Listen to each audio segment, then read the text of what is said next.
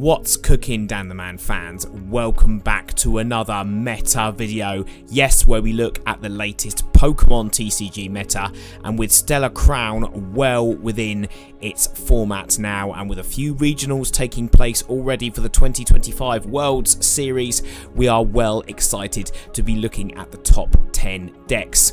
I've looked at a lot of data with regards to regionals and online tournaments, and I'm giving you my top 10 decks. So without further ado, let's jump straight in to number 10. So in at number 10, we've got the mighty Snorlax Stall. That's right, this deck doesn't want to go away. It is just hanging on in there. You know how this deck works. The idea is to deck your opponent out. You are there with your Snorlaxes. You are locking a supporter Pokemon or a Pokemon that they don't need in the active, like a Rotom or something like that, like a Laminion or something, and you want to keep them there the entire game and you want to deck them out. This is an excellent deck. This was piloted by Carlos Mendina Astrea from the Louisville regional, where he got 7th place, which is an excellent standing for this deck, considering the amount of switch cards that are being played and Professor Turos and things like that. He did very well to get that far, and also, and considering this deck will play the full 50 minutes plus the 3 turns, that's a long day 1 and a long day 2 to especially get into top 8 as well, so well done to him.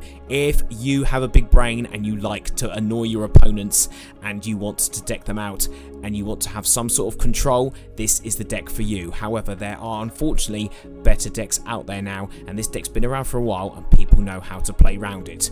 Anyway, let's jump in to number 9.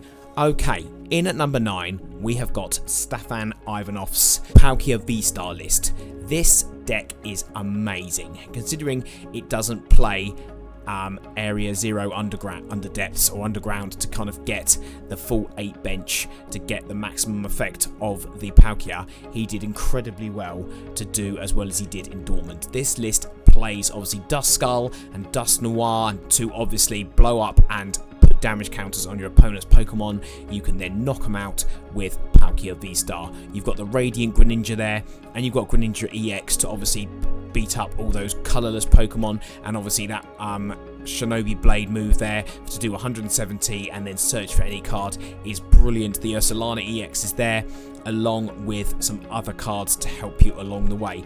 Yes, this deck might not be perfect, but it's seen some good play, and it's great to see Palkia VSTAR back in the format, and I think there is a lot more potential, and you're going to be seeing a lot more Palkias before they rotate early next year. Anyway, let's crack on to number 8. Okay, in at number 8, we have got Miraidon EX. This got, I think, 7th place at the Dortmund Regional. It's still a fantastic deck. I'm considering the amount of Lugias running around, and obviously now a few Palkias. Lightning decks are a force to be reckoned with. You know the drill. Get Miraidon out. You use its tandem unit ability to get more Pokemon out onto the bench. You play electric generators there to obviously charge up your Pokemon and get those 15 energy onto your bench Pokemon, and then obviously use Iron Hands to swing for single prizes to get 2 prizes, and then obviously use Raichu and discard those energies to get big damage. Obviously it plays Area 0 under depths, which is great because having 8 Pokemon on the bench is very useful, particularly when you're playing lots of supporter Pokemon. Zapdos helps to get that extra damage, and Mewtwo is obviously your stellar Pokemon to all your kind of like terrestrial Pokemon to get the Area 0 under depths working, because obviously we don't play any Psychic. Still, amazing deck, and if you come up against lots of Lugias and water decks, you will be laughing. Anyway, let's see what's in at number 7. In at number 7, we have Regidrago V and Regidrago VSTAR. This deck is busted. As you can see, this is the list that was played at the Lima Regionals. I like this deck because it has consistency. It plays Giratina VSTAR, it plays Dragapult to spread the damage around, it's got Fezandipity for draw, and it's got Radiant Charizard there to smash some last minute damage. Yes, it's not the winning list from Dortmund, but I particularly like this list because it's consistent. It plays some good cards. It's not all about the Dusknoirs.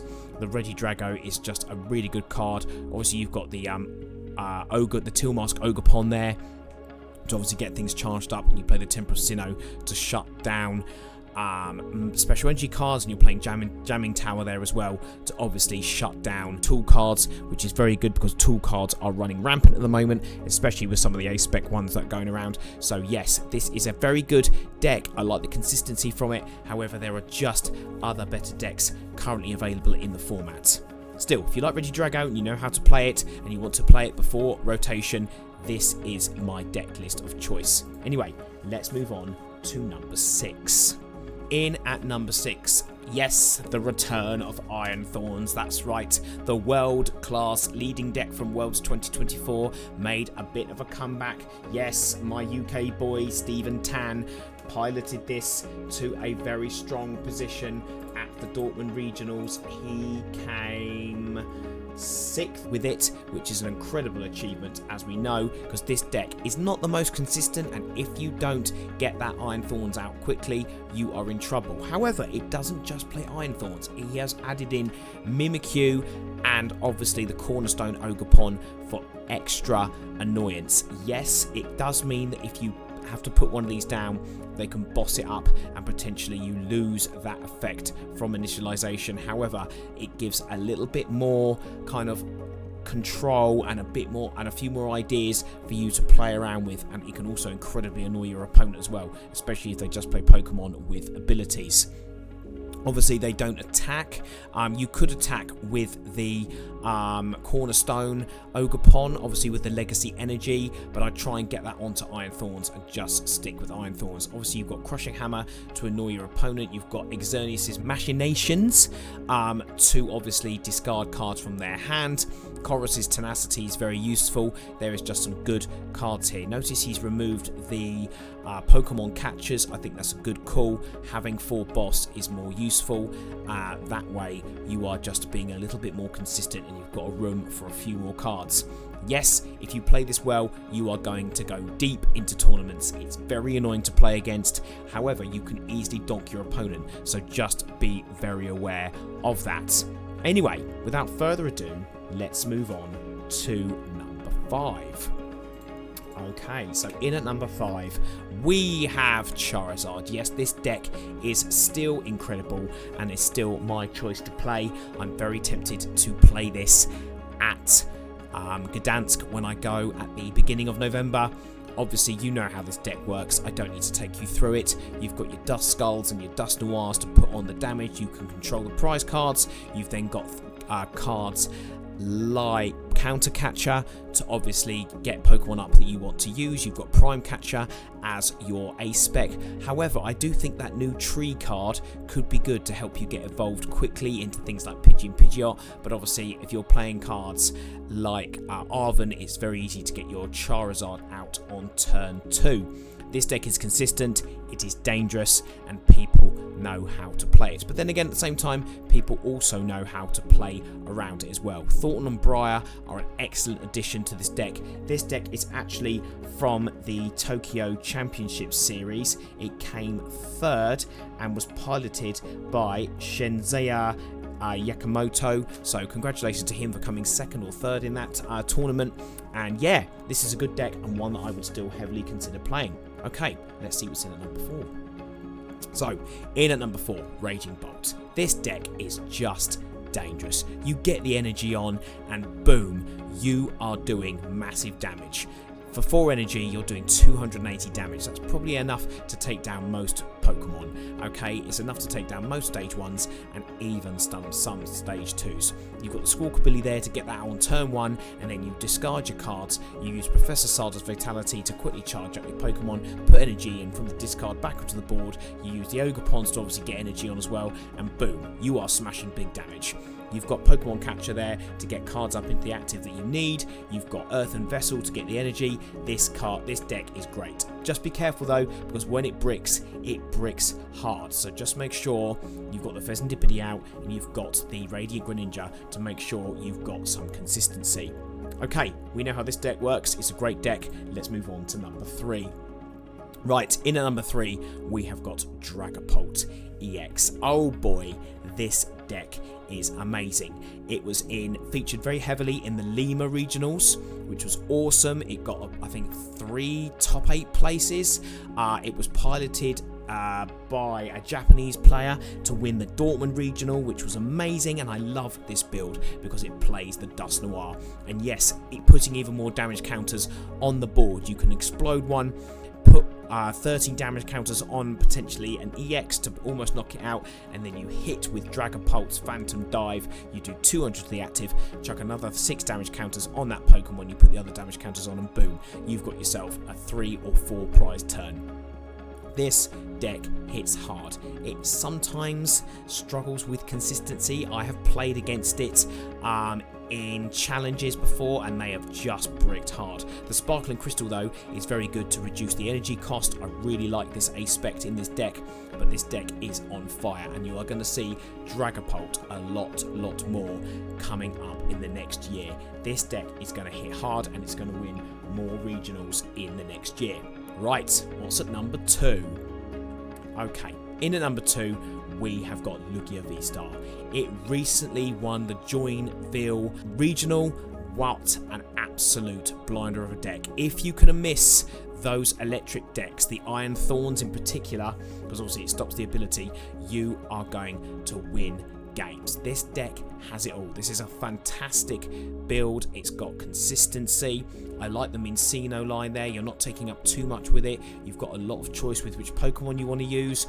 I particularly like the Ogerpon here, the Waking Mast one there. I played this recently at a cup in August, and that move, the Torrential Barrage there, is just brilliant. You smack down that water energy, the legacy energy, get some more energy on there, and you're doing 100 damage to the active and then 120 to the bench, and then you shuffle it all back in, and then you use obviously the Archeops to charge up again. I won so many games using that Pokemon. Do not underestimate that Water Ogerpon EX. Yes, use the Jack obviously to get the 2 Archeops, and you are cooking with this deck.